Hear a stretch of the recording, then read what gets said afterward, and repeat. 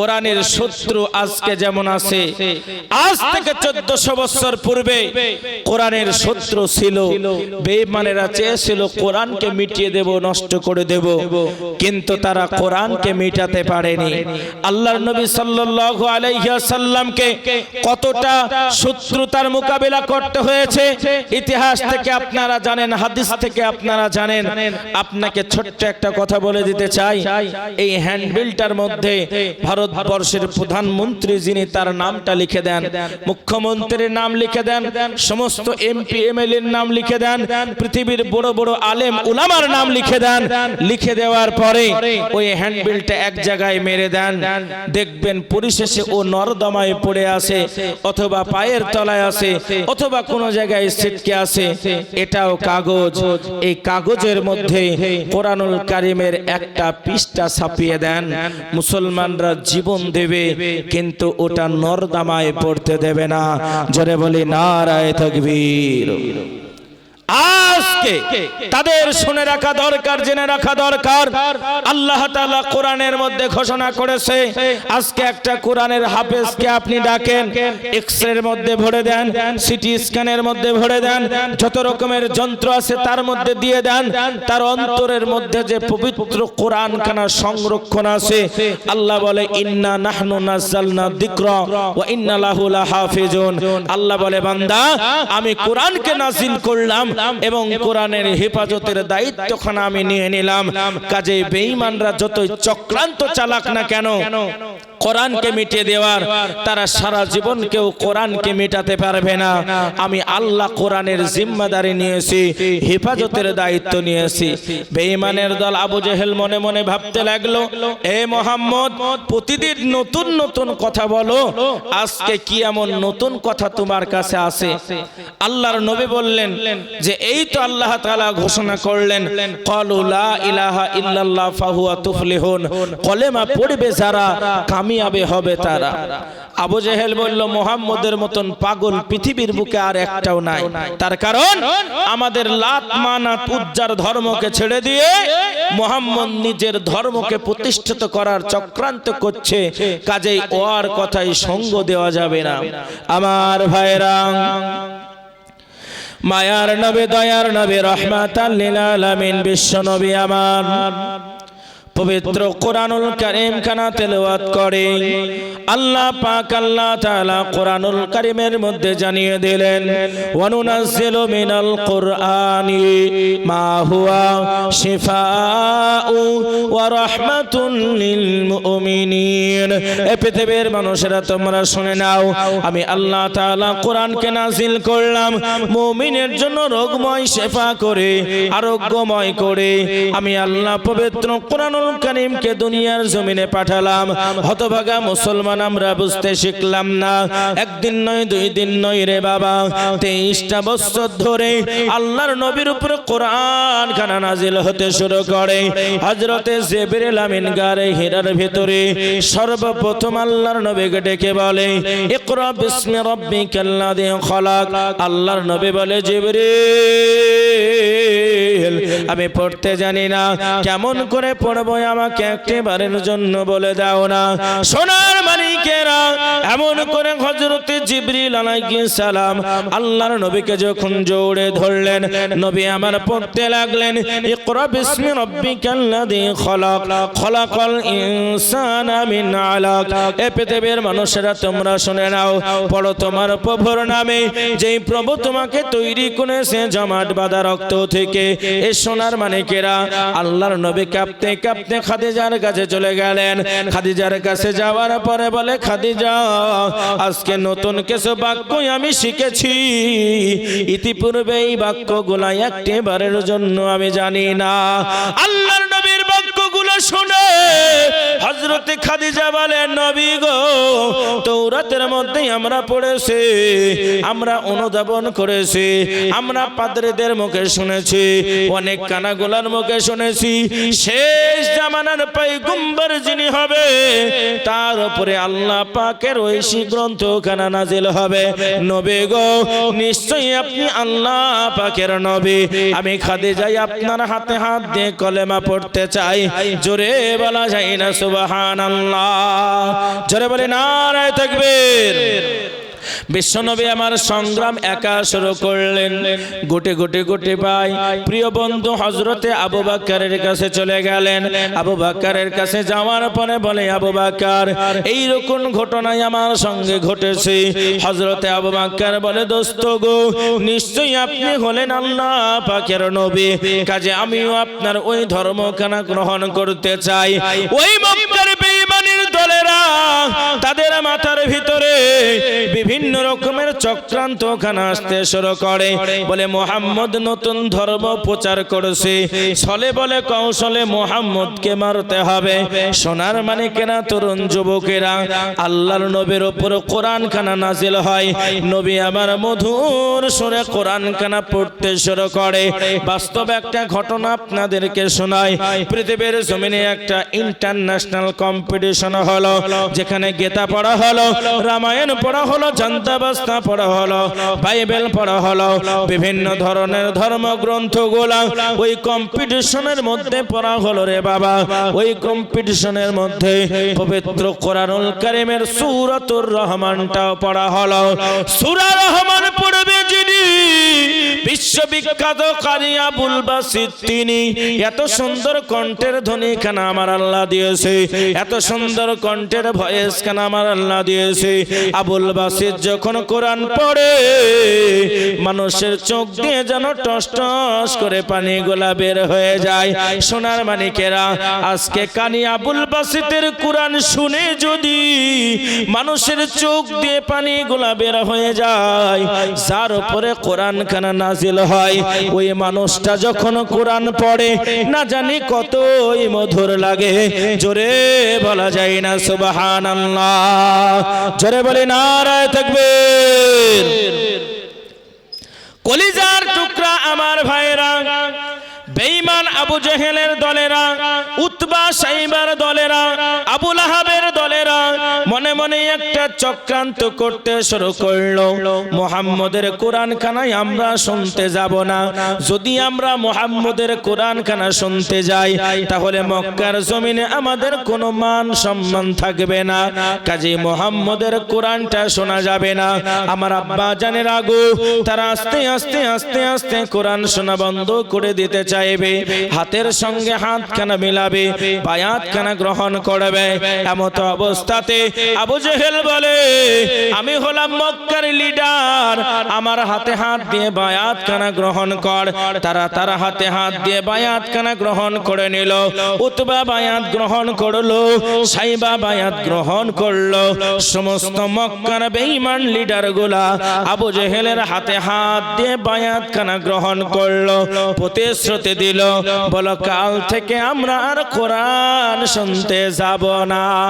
এ কলিজার টুকরা আব্বারা, আল্লাহর নবী যখন কোরআন খানা তেলাওয়াত করে, নবীর কোরআন এত সুন্দর, বেঈমানদের ঘুমটা হারাম হয়ে যায়। মনে মনে চিন্তা করে, উতবা মনে মনে ভাবে, আজকে আবু জেহেল যাবে না, আমার হাতে হাত দিয়ে বায়াত গ্রহণ করেছে। সাইবা মনে মনে ভাবে, আজকে আবু জেহেল যাবে না, সেই তো আমাদের নেতা হয়েছে। এমন করে সবাই ভাবতে শুরু করলো। আবু জেহেল মনে মনে ভাবে, আজকে কেউ যাবে না, আমি গিয়ে নবীর কোরআনটা সারা রাত্রে গিয়ে শুনবো। জোরে বলা যায় না সুবহানাল্লাহ। জোরে বলি নারায়ে তাকবীর। পরের দিনে আবার তারা চলে গেছে নবীর ঘরের চতুর্দিকে। কোরআনুল কারীমের মধ্যে থেকে জিবরিল আমিন ফেরেশতা নাজিল করে, ও নবী, হ্যাঁ আপনার উপর কোরআনুল কারীমকে নাজিল করা হলো। বিশ্ব নবীর উপরে কোরআনটা নাজিল করে। ওই নাজিলকৃত কোরআনগুলা আল্লাহর নবী সাহাবাদের মুখে যখন প্রকাশ করে, নবীর কণ্ঠের ধ্বনি এত ভালো, বেঈমানরা শোনার জন্য কম্পিটিশন করেছে। দ্বিতীয় দিন যখন হয়ে গেল, তৃতীয় দিনের বেলাতে বাবা এবার তারা একে অপরের সঙ্গে দেখা হয়ে গেল। এই আবু জেহেল তুমি কোথায় যাও? বলে তুই কোথায় গিয়েছিলি? বলে আবু লাহাব তুমি কোথায় যাও? বলে তুই কোথায় গিয়েছে? উতবা তুমি কোথায় ছিলে? ওরে আবু জাহাল, ওরে আবু লাহাব, তোরা যেখানে ছিলি আমি উতবা তার পাশে ছিলাম। জোরে বলা যায় না সুবহানাল্লাহ। পৃথিবীর বুকে যারা চায় কোরআনকে করে দিব জিরো। আল্লাহ বলে দুনিয়ার মানুষ শোনো, আমি আল্লাহ কোরআনকে করব হিরো। পৃথিবীর কারো শক্তি নাই, কারো কোনো বাবার ক্ষমতা নাই। বাস্তব কথা তোমাদেরকে শোনাই। এই তো কিছুদিন পূর্বে ইসরায়েলের সঙ্গে একটা গাজার যুদ্ধ লেগে গেল। সোশ্যাল মিডিয়া, কলম পত্রিকায় আপনারা দেখেছেন ইসরায়েলের ক্যাডার বাহিনীগুলা একটা মিসাইল গাজার কুতুবখানার উপরে ছুড়ে দিল। গাজার কুতুবখানায় যখন মিসাইলটা লেগে গেল সমস্ত কিছু ধুলির সাথে হয়ে গেল। সেখানে হাদিসে কারিমা আছে, কোরআনুল কারীম সেখানে আছে, বিভিন্ন ফিকহের কিতাবগুলো আছে, বিভিন্ন ইতিহাসের কিতাবগুলো সেখানে বর্ণিত আছে। আমার আব্বা জানেরা কলম পত্রিকার মধ্যে ঘটনা খানা লিপিবদ্ধ করা আছে। সমস্ত গ্রন্থগুলা পড়ে শেষ হয়ে যায়। মুসলমানদের ধর্মগ্রন্থ কোরআনটা সেখানে আছে। আল্লাহি আল্লাহর কসম করে বলি কোরআনের প্রথম পৃষ্ঠাটা পড়েছে, দ্বিতীয় পৃষ্ঠা পড়েছে, যেখান থেকে বিসমিল্লাহ বলে শুরু হয়েছে নাস পর্যন্ত একটা অক্ষরে আগুন লাগেনি। জোরে বলা যায় না সুবহানাল্লাহ। জোরে বলি নারায়ে তাকবীর। আজকের বর্তমান বিয়াদব যারা চাইছে কোরআনকে মিটিয়ে দেব, কোরআনকে নষ্ট করে দেব, মুসলমানদেরকে পঙ্গু করে দিব, না না বন্ধু না। আবু জেহেল তোমার থেকে কম নেতা ছিল না। আজকে হাজিরা হজে চলে যায়, আবু জেহেলের জায়গায় পায়খানা করে চলে আসে। ঠিক বললাম না ভুল বললাম? এ সোনার মানিকেরা, এবার তৃতীয় দিনের বেলাতে তারা কঠিন আকারের একটা সিদ্ধান্ত নিল, আমরা কেউ মুহাম্মদের কোরআন শুনতে যাব না, পাল্টা মুহাম্মদকে আমরা অপমান করব, অপদস্থ করব। কেমন করে অপদস্থ অপমান করা হয়? নবী কোরআন তেলাওয়াত করে, এমত অবস্থাতে ওই দুই তিনটা বেঈমানের দলগুলা নবীর কোরআন তেলাওয়াত করার সম্মুখে তারা দাঁড়িয়ে যায় আর চিৎকার করে বলে, মুহাম্মদ তোমার ওই পাগলামিটা বন্ধ করো, তোমার ওই জাদু গ্রন্থটা বন্ধ করো, তোমার নতুন ধর্ম আমাদের এইখানে চলবে না। যদি তুমি নতুন ধর্ম প্রতিষ্ঠিত করতে চাও তোমার গলাটা দুনিয়ার বুকে থাকবে না। আল্লাহর নবী বলে, আবু জেহেলের দল তোরা শুনে নে, যদি তোদের মনে হয় এটা বানানো একটা গ্রন্থ, এটা যদি বানানো একটা কিতাব, যদি এটা আল্লাহর ঐশী কিতাব না মনে হয়, কোরআন জানিয়ে দিয়ে বলে ওয়া ইন কুনতুম ফি রাইবিম মিম্মা নাযালনা, আল্লাহ বলে বান্দারে আমি আল্লাহ পাক কোরআনকে নাযিল করলাম, আর যদি তোমাদের মনের মধ্যে সাহস থাকে, তোমাদের কারো যদি চ্যালেঞ্জ করার ক্ষমতা থাকে, আমি আল্লাহ কোরআনুল কারীমের মতো একটা আয়াতে কারিমা দুনিয়ার বুকে তৈরি করে দেখাও। বেঈমান আবু জেহেলদের কাছে প্রশ্ন কানা ছড়ে দিল, এই বেঈমানের দলেরা কোরআনকে যদি মিথ্যা প্রমাণ করতে চাও, কোরআনুল কারীমের মতন একটা আয়াতে কারিমা দুনিয়ার বুকে তোমরা তৈরি করে দেখাও। জোরে বলা যায় না সুবহানাল্লাহ? জোরে বলি নারায়ে তাকবীর। আপা জানেন না সোনার চাঁদ ভাইরা, আবু জেহেল মনে মনে চিন্তা করতে লাগলো, এই তো একটা সুযোগ আছে, যে কোনো ভাবে মুহাম্মদকে অপমান করতে হবে, অপদস্থ করতে হবে। মুহাম্মদকে চলে বলে কৌশলে তার অপমান অপদস্থ করে দিতে পারলে আমাদের লাত মানাত উজ্জার ধর্ম কানা প্রকাশ পেয়ে যাবে, মুহাম্মদের ধর্মটা দুনিয়ার জমিনে মিটে যাবে। এই সোনার মানিকেরা, তারা কিন্তু জাতামাতা জ্ঞানী মানুষ ছিল না, বিভিন্ন রকমের শায়ের ছিল, কবিতার আবৃত্তি তারা পাঠ করতে পারত, তারা বহু গ্রন্থ লিপিবদ্ধ করেছে, বিশ্ববিখ্যাত লেখকগুলা সেখানে আছে। এমন করে দিন যায় দিন আসে, রাত যায় রাত আসে, আবু জেহেলের ক্যাডার বাহিনীরা একটা ঢেড়া পিটিয়ে দিল, সমস্ত জায়গায় চিঠি পাঠিয়ে দিল যে কোরআনের মতো একটা আয়াত যারা তৈরি করতে পারবে লক্ষ কোটি স্বর্ণ মুদ্রা দিয়ে তাদেরকে পুরস্কৃত করা হবে। আল্লাহর নবী কাবার গিলাফে লিখে দিলেন, ইন্না আ'তাইনাকাল কাউসার।